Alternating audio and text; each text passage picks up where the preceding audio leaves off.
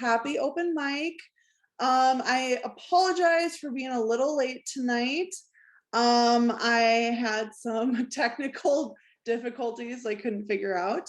Facebook is always, changing things for no reason. So, happy Halloween, happy autumn. This is like my favorite time of the year, so very excited. We have some new poets and some returning poets tonight. Very excited. So we are kind of just going to get started. Greg, welcome. Good to see you again. Tell us about yourself. I'm here. I'm a very patient person, and I understand how Facebook can be a scary place and the proper night for it, I guess. Well, I'll go ahead and read then, all right? Okay, you wanted something a little scary. Well, this is sanguinary. Okay. There will be dust, not blood. A gossamer veil in sunlit tones, a hypoallergenic bane, all the galaxies suspend within, living room of spectacled remains. It's not a Coen brothers flick of hubris and sanguinary soil, but graveyard floating after vacuum cleaning reminds the living of their mortal coil. Death in the time of COVID. We dodged the airborne villains with our measures, and seeing this dust settle in bright sunlight scares even the strong-hearted from their pleasures. There will be dust, not snake skins, coiled remains. We're much more messy than our serpent peers. Next time you venture where your shelter in place, which will be soon, this will allay your fears. Thank you. Thank you, Greg. That was awesome. I appreciate it so much. I think you said, do you only have the one poem tonight? Yes. Okay. Well, I appreciate you being here so much. Okay. And yeah. I may have to leave early. I'll try to listen for everyone. All right. Thank you so much. I'll mute myself. All right. Bye-bye. All right. Antonia, welcome. You are new, and unmute yourself and give us a little intro, please. My name is Antonia Glen. I've been writing poems since 2011, and I've blended into stories. I didn't know I could do stories here, so I'll have to come back. One of my favorite stories is a fairy tale called Princess and the Pea, so I'll come back and do that one at an next time if I'm welcome. But today is Poem Day, and I wrote the first two especially for this, and then the second two were pulled out of archives. So 4 short poems. The first one is called Ears. Ears awakening from a cloud of fluid at the first cry. Childhood ears always pressed down to prevent sticking out. Teenage ears echo anger and confusion from a changing world. Mother's ears hear a myriad of childhood calls. COVID ears tangled in mask, microphone, and glasses. Mirror ears uncover the child's long forgotten embarrassment. Reflected ears carry all that time proudly. My next poem is called A Mask. A mask covering mouths daily. A mask plain and simple. A mask catalytic converter filtering toxic virus. A mask hiding smiles. A mask reminder of mortality. A mask colored with personality. A mask, will personality concede permanence? A mask, choose plain just in case. A mask worn to celebrate the dead. A mask covers young and old. A new mask for eyes, not mouth. A new mask with bright colors. A new mask, which one to choose? A new mask catches my eye. How odd, a holiday for the dead brings new life into a mask.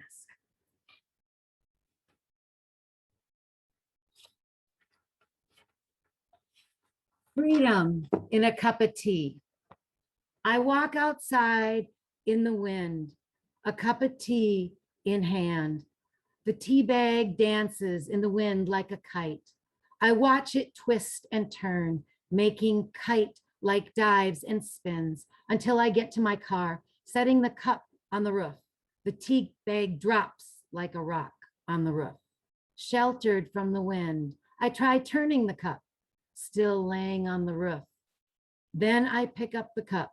Again, the dance returns. I cut the string and it floats to the ground, jumping and skipping, but the dance is gone. The freedom of the dance is only found tied to a string, connected to a tea bag, in a cup of hot water, carried in the wind. And the last one is called Words, Words, Words. Words, words, words, once full of passion and meaning, now empty shells, a key to pass through time. Their utterance empties me. Was passion just a fog hiding this nothingness? Words, words, words, once an empty shell, now just a mocking parrot, responding dutifully in kind. Their utterance is just a habit. Was the empty shell just a space for mindless thought? Words, words, words, once a mocking parrot, now a comforting blanket, reflecting long past memories, their utterance quieted by loneliness. Was the mockingbird just a mask for the comforting blanket? Words, words, words, still a comforting blanket. Bundle up. Now it's time to dream.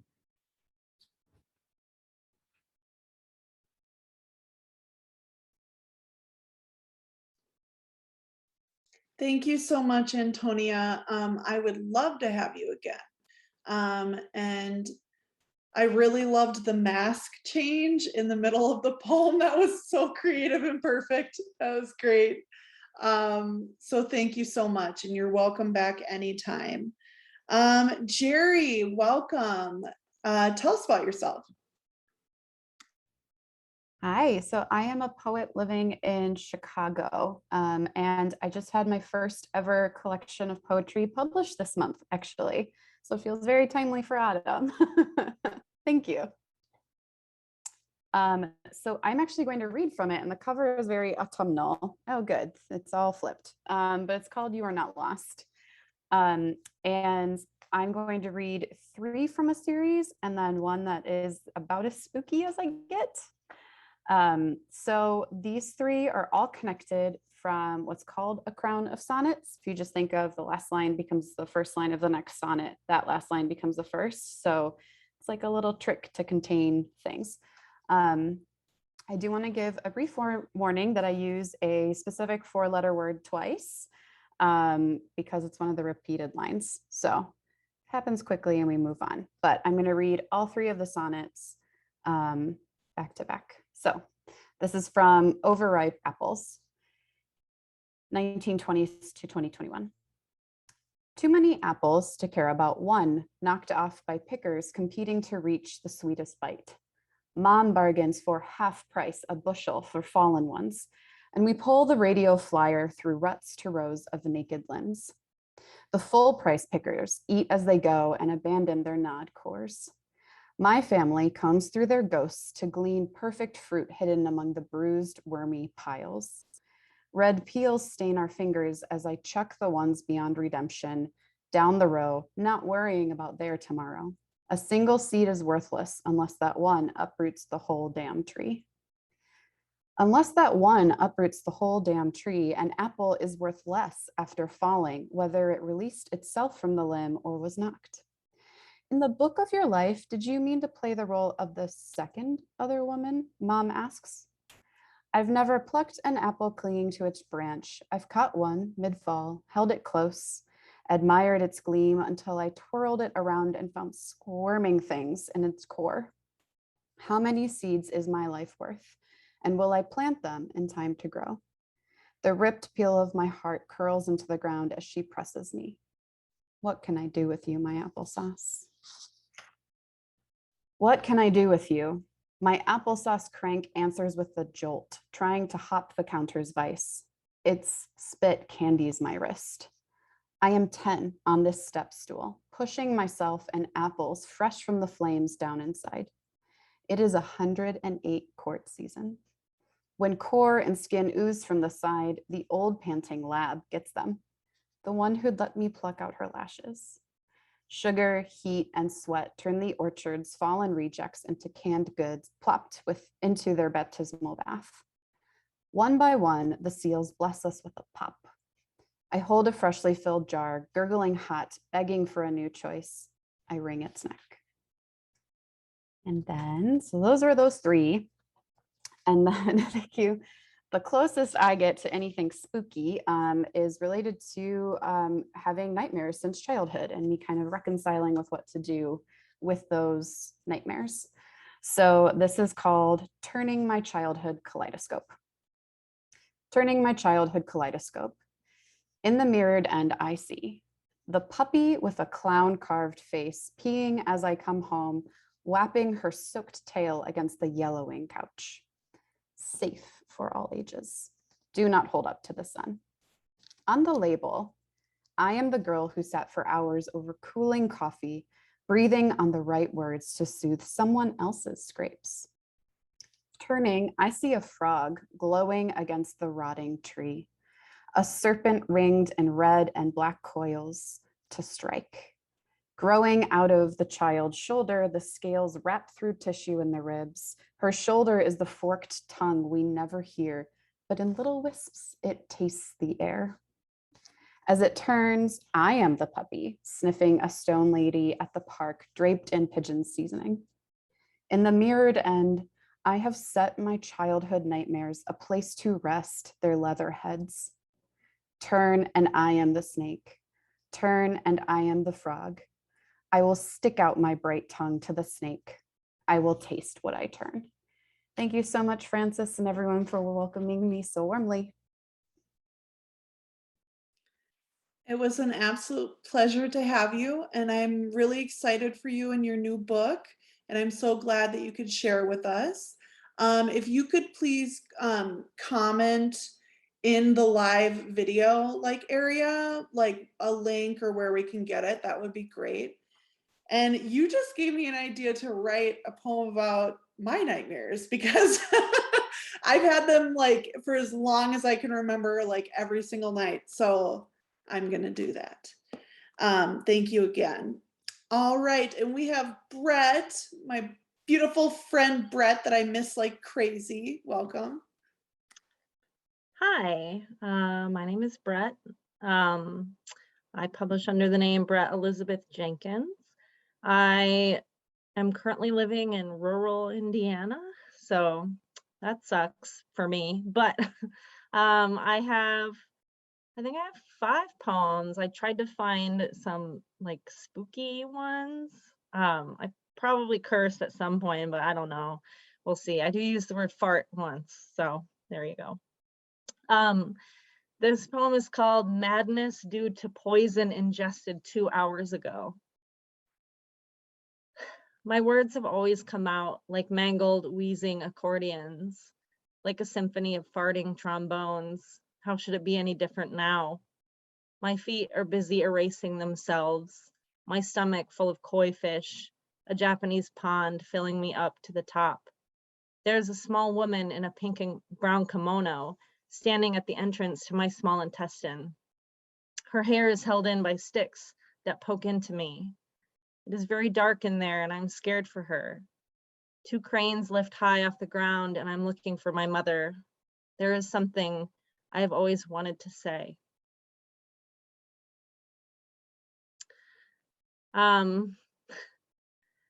This is a prose poem, and I feel like in prose poems you can be super weird, so it's pretty weird.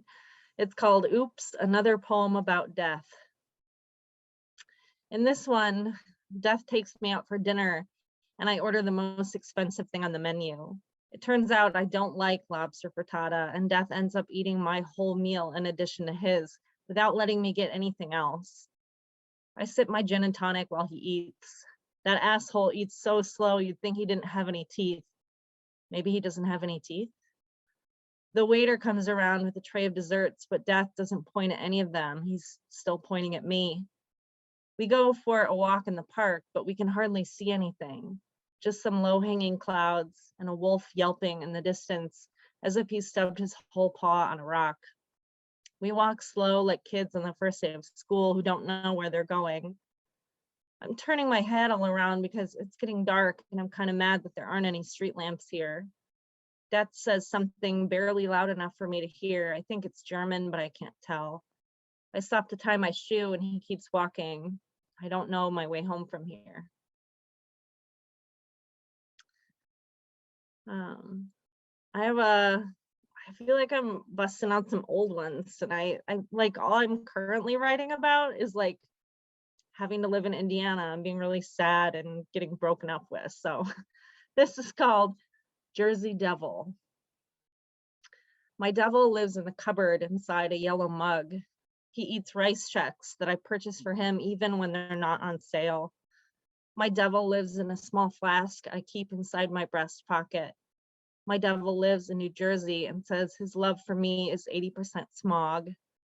I spend hundreds of dollars on plane tickets to go see my devil. I fly coach or sometimes business. My devil would fit nicely in the overhead compartment. My devil told about the Mile High Club. Came out with a blue foot, he said. My devil stays rolled up in all the cigarettes I'm not smoking, crawls inside of worms he knows will be stuffed in the bottom of tequila bottles. He likes to be sucked in, inhaled, to be devoured for luck. No, my devil loves the salt and has a vacation home in all the sunken ships we haven't found yet. He scans the Bermuda Triangle for hats he thinks may come back into fashion. But if we're being truthful, and my devil loves when I am, I can't say where my devil lives. I'd be lying. I have two more. Excuse me. This one is called Our Happiness. The gray veil of November had come down. We, both a little sad at the ebbs of life, lay in your bed entangled in the rumpled orange comforter. We were both shirtless, the window open, the cool air coming in to sanitize our sadness. My head in the crook of your body. You were telling me about the hot air balloon craze in the romantic time period, how a man had fallen from a height of 200 feet into a freshly plowed field. The man's legs buried themselves in the earth up to his waist, and the force of the impact made his organs explode out into a neat red circle surrounding his body. We lay there for a time, considering this, embracing. All right. This poem is called Ways to Die, but if you have a better title for it, let me know. Show me a girl who's walked home from the bar alone, and I'll show you a girl who's thought about every conceivable way to die. Dragged into a hot dog factory and put in the meat grinder, guts chopped up and used as piano strings, bricked up into the basement of an abandoned building. At night, she dreams of being hogtied and put under false panels in a white van, driven down the highway and across the border, sold to the highest bidding cartel. She wakes up in her bed, the smell of dirt and lime still lingering in her nostrils. Everyone knows a girl is disposable, made to be crumpled like a wet paper towel. Nobody knows that the girl in this poem is me, and that girl is a river. She travels swiftly and never stops, not even when she reaches her destination. If you stop, you're caught, and if you're caught, you're dead. Thanks.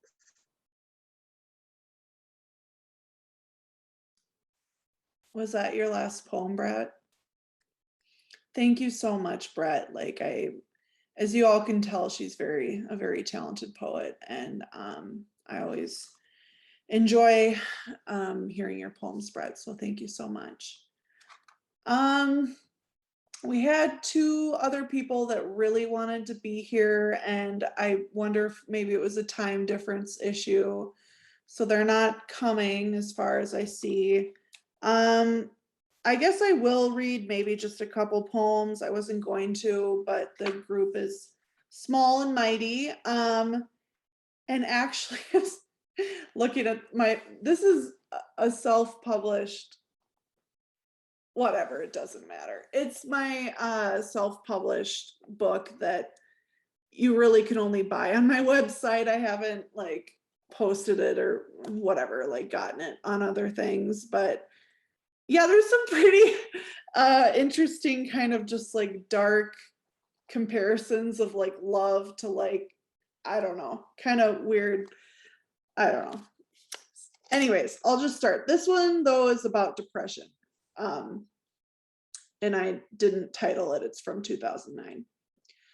Depression is like fear. It creeps up on you silently, and suddenly you are paralyzed in it. Suddenly you are in darkness. You freeze in whirlwinds of black. You melt away in the sunbeams. Everything seems so dark and far away. I remember this as if it were not too long ago, as if I can feel it right now. Okay, let's see here. Okay, some of the, oh, whatever, I'm not gonna. Okay, this one's untitled too. You gave me the knife, you then gave me the gauze. You heal me before you kill me. You hate me only to love me. You cannot let me go. I cannot hold on to you. You wild, calm piece of nothing that means everything. I must free you from my prison mind. You must find me in your prison heart. Do I not look myself? Am I not pretty anymore? Your faces change like rotating moon. I cannot place you. I cannot judge you. I can only find love and anger for you, and deepest appreciation for that of the living hell you gave up for me, like a fire on a false god altar, giving forth a great gift. Hell for heaven, I will take that trade. And I did.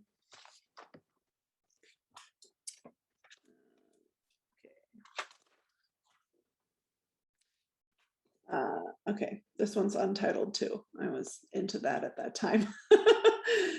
Okay. Love is a pretty devil. It gets you good and leaves you level. You cannot run, cannot hide. You believed love once, but it only lied.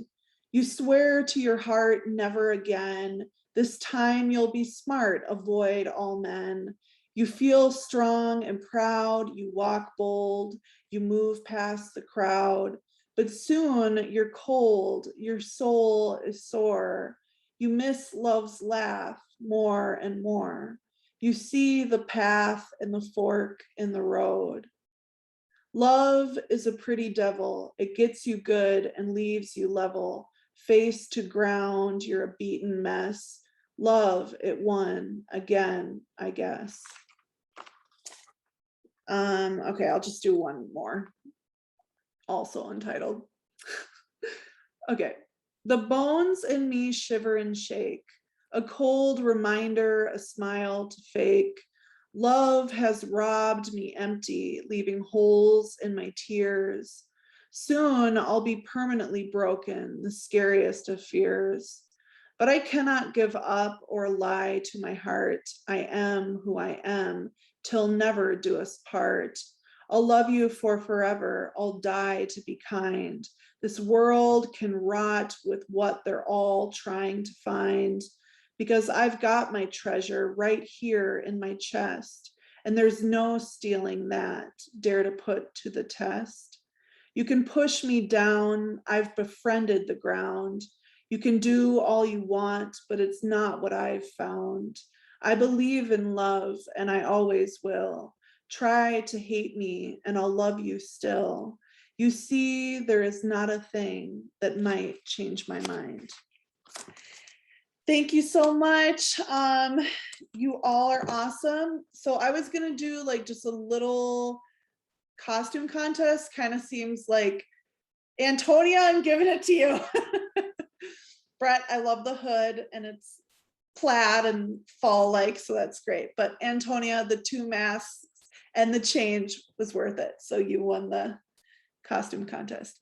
And I just thought I would end really quick with a poetry prompt. I don't do them like as often as I was like, I forget them each week. So I'm going to leave you with a poetry prompt. And it's to write about a past relationship of any kind as if they were a ghost, like someone that's not in your life anymore. So if you write about it and you'd like to share it, post it on the Minneapolis Poetry Sanctuary page.